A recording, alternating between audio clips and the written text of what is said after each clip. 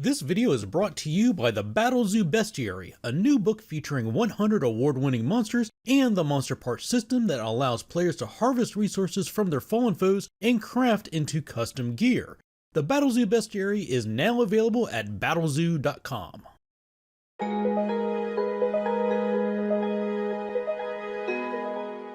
Hey everybody, Dave here with another Pathfinder rule reminder for you, and today's topic is how do you acquire a snare. This is a follow-up to my previous video this week that was talking about the basic rules around snares, how you use them, how you set them up, how you detect them, how they work, and a number of people in the comments had questions about, well, how do you actually acquire a snare? And the reason why this is an issue of discussion is the books say that the snares themselves cannot be transported. They're not portable once they have been constructed. You build a snare in the space it is going to be used, and once that is done, then you cannot move it. So you have stores like the Bellwether Lodge in the Grand Bazaar, that's in the most recent Lost Omens book, and inside of it, it says it sells snares like the Mudrock snare. And if you read the text at the beginning of that passage, it clarifies that they don't actually sell the snare. What they're selling is the formula for the snare, and may also be able to sell any of the special or unusual material components, requirements for the snares itself. For example, the blue dragon blood that's used in a Mudrock snare. So that's pretty straightforward. When you see a store that says they sell a snare, what they're actually selling is the formula for the snare. Now, that raises the question, well, what's the cost for the formula of the snare? If you look at the listing for Mudrock snare, it says it's got a price of 170 gold pieces. But that's not the cost of the formula. There's no listed cost of the formula anywhere in that passage.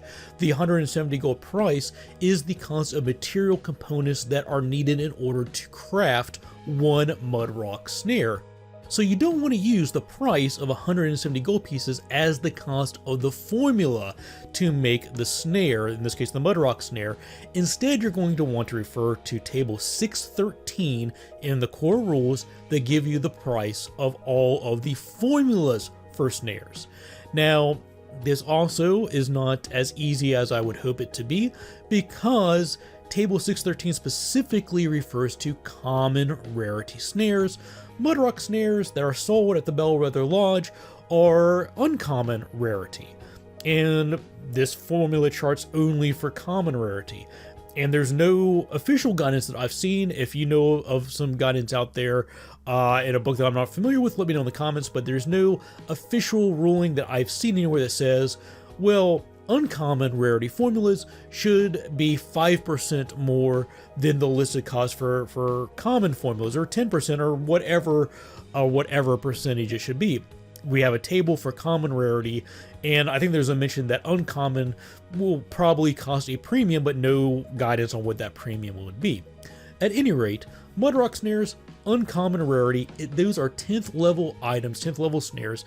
So on table 613, 10th level items are going to have formulas that cost 50 gold. So someone walked into Bellwether Lodge, it's going to be up to the GM. They could either sell that formula for 50 gold, or they could say, well, since this is an uncommon rarity, I'm going to increase the cost by 10% and make it 55 gold, or whatever you want. Again, there's no clear guidance on that, but the starting spot should be checking out table 613 for the price of formulas that are sold at stores, because again, stores cannot sell completed snares. So then the next question is, well, what about other instances where a person finds a snare as treasure, or they loot a snare from a defeated enemy? In those cases, my best recommendation is to say that those treasure chests and those defeated enemies have the formula for the snare on their possession. They have a formula book that has the formula for that snare in it, and also has enough materials on their person to construct one copy of that snare that's listed in the stat block. So that's it for today. If you have any questions, concerns, thoughts, comments, make sure you leave those below. As always, I'll leave in the description of this video links to any other videos that might be relevant to this topic. And as always, I want to take just a quick second to say thank you to everybody out there who supports me, whether that's through clicking the like button, subscribing to the channel, subscribing to the Patreon, sharing the videos with your friends. I really appreciate everything the community does to support me.